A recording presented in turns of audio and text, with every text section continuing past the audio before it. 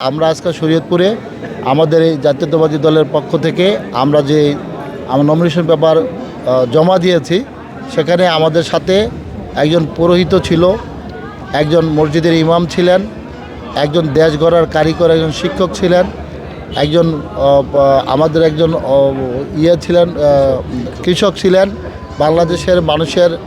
বাংলাদেশের মানুষের রক্তের যে আয় সেটা কৃষকের থেকে আসে। সে কৃষকরা যাতে বিএনপি সেই কৃষকদের প্রতিনিধিত্ব করেন, সেই জন্য একজন কৃষককেও আমরা সেখানে রেখেছি। এবং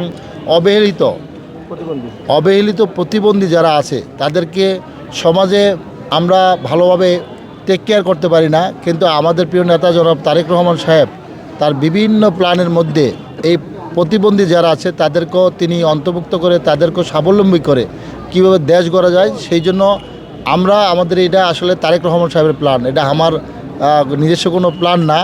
এই প্ল্যানটা আসলে তারেক রহমান সাহেব তার নিজস্ব চিন্তা থেকে এটা বের হয়েছে। 20 বছর ধরে ধর্মীয় প্রতিষ্ঠানে সার্বিকভাবে জড়িত, কিন্তু আমি অনেক নির্বাচন দেখেছি, অনেক কিছুই করেছি, কিন্তু আমরা হিন্দু সম্প্রদায়ের ভিতরে এইরকম আবেগপূর্ণ যে মনোনয়নপত্র দাখিল করবে সেখানে আমাদেরকে অ্যাটেন্ড করেছে, এইটি আমাদের সনাতন ধর্মীদের একটা বিরাট একটা অবদান।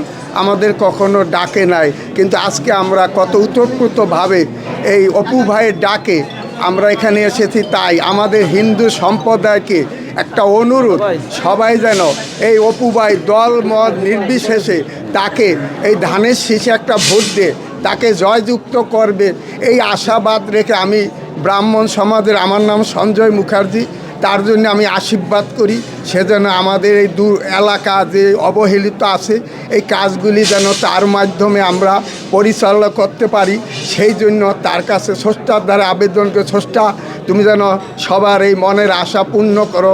আজকে আমাদের অত্র এলাকার যে প্রাণপ্রিয় নেতা জনাব মিয়া নুরুদ্দিন অপু সাহেব এই মনোনয়নপত্র জমা দিবেন, টাকা জমা দিবেন, তার জন্য এখানে আমাকে সহ আরও কয়েকজনকে আহ্বান করেছেন।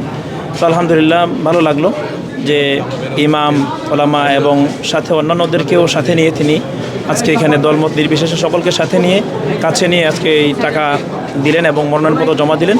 তো দোয়া করি আল্লাহ রাব্বুল আলামিন অপু ভাইয়ের মনের নেক আশাকে পুরা করেন।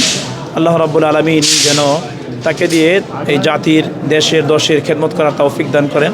আল্লাহ রাব্বুল আলামিন কবুল করেন, আমি এই আশা ব্যক্ত করছি। কৃষক হিসাবে খুবই খুশি হয়েছি। এইরকম খুশি কোনো সময় আমরা হইতে পারি নাই, আর আমাকে কেউ এইরকম আপ্যায়ন করে নয়। যে মিয়া নুরুদ্দিন অপু ভাই যে আমাদেরকে আপ্যায়ন করেছে সেই জন্য আমরা খুব খুশি হয়েছি। খুশি হইয়া আমাদের কৃষকের পক্ষ থেকে মিয়া নুরুদ্দিন অপু ভাইকে ধন্যবাদ জ্ঞাপন করছি।